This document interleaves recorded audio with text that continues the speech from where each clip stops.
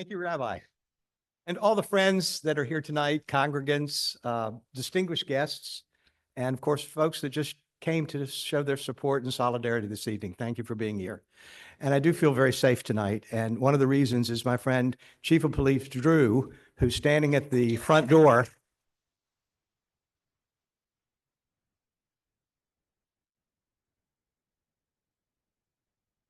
Thank you very much for being here and your entire staff for coming tonight.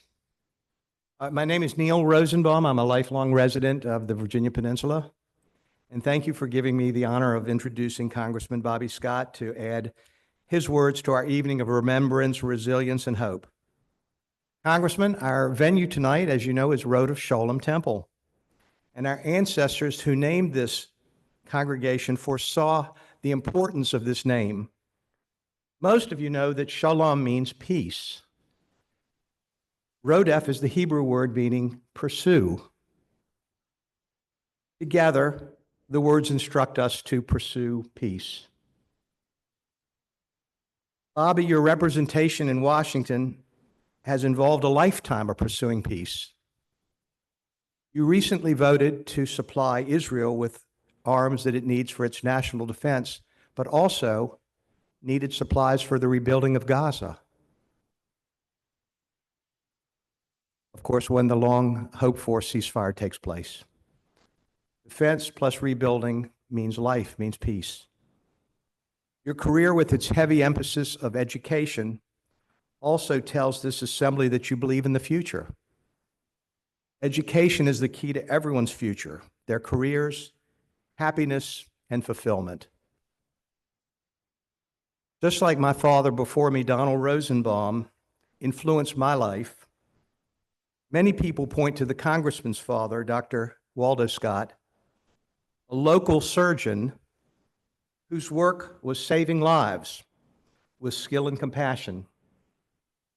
From this foundation of improving people's lives, Bobby has worked for this community in the Virginia House of Delegates, the Virginia Senate, and the United States House of Representatives for a total of almost 50 years, almost a half century. Since October 7th, Bobby has condemned the terrorist attack that took place in Israel, the destruction and loss of life in Gaza. Recently, Bobby also wrote a letter of condolence to the family of Hirsch Goldberg Poland on the loss of their son, one of the recently murdered, kidnapped United States citizens in Gaza. Bobby, one more and last example of why this community is honored to have a man with your heart and conscience in Washington. Barbara and I were especially honored to have you as our guest for several Passover Seders at our home. You may remember reading in our service of the children of Israel leaving Egypt after over 400 years of captivity in slavery. When the pursuing Egyptian soldiers and chariots were in hot pursuit, God caused the waters to part and then come crashing down on the Egyptians. According to our sages, the angels were about to start celebrating this event with song. The Lord spoke to the angels and said, "My creations, my children have just perished, and you're about to sing?" Bobby, through our many years of friendship, I believe that your heart and soul would be the one and the same words spoken by the Lord at the Red Sea. Decry terrorism and violence, preserve and nurture life, assist the downtrodden, and rebuild their lives, and Rodef Shalom, pursue peace. Please help me thank Congressman Scott for standing with us tonight. My Congressman, Bobby Scott.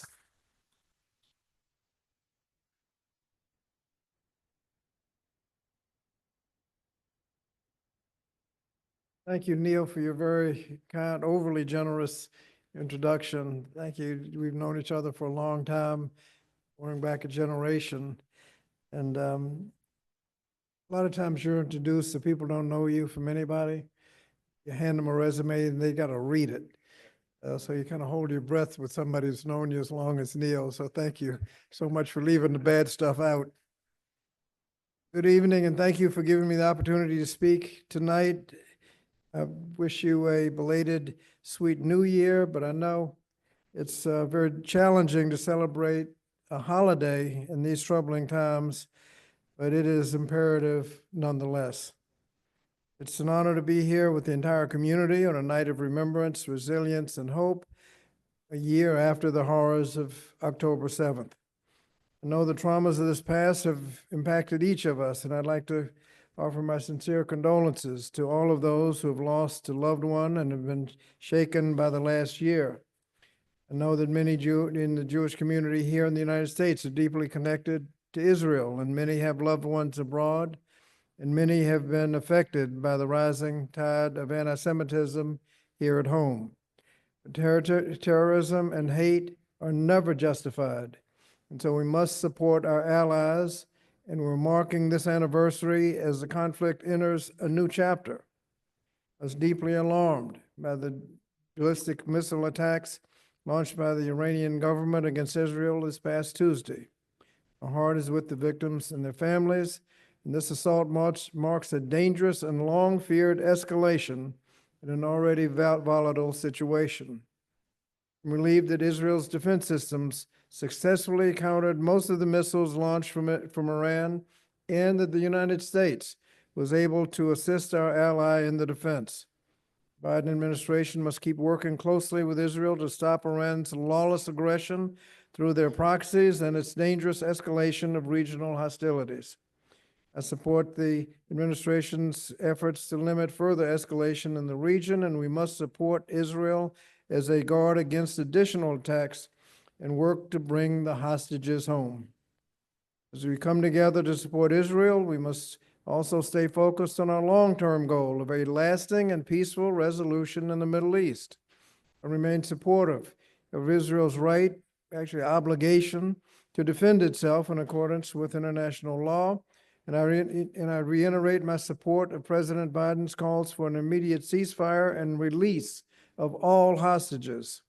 Hamas must be defeated and eliminated.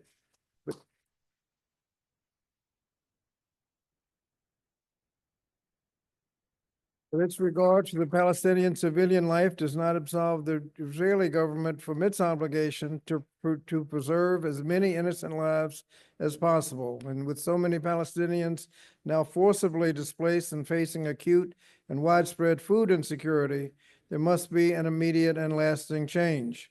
Israeli and Palestinian people both deserve the opportunity to live in peace, to live with dignity, the right to self-determination, and to be free from terrorism, hate, and extremism.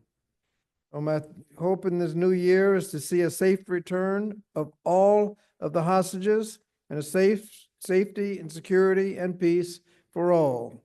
So again, thank you for bringing us together as we grieve for those who've lost their lives in the heinous attack, and to demonstrate our community's solidarity with the people of Israel. Thank you.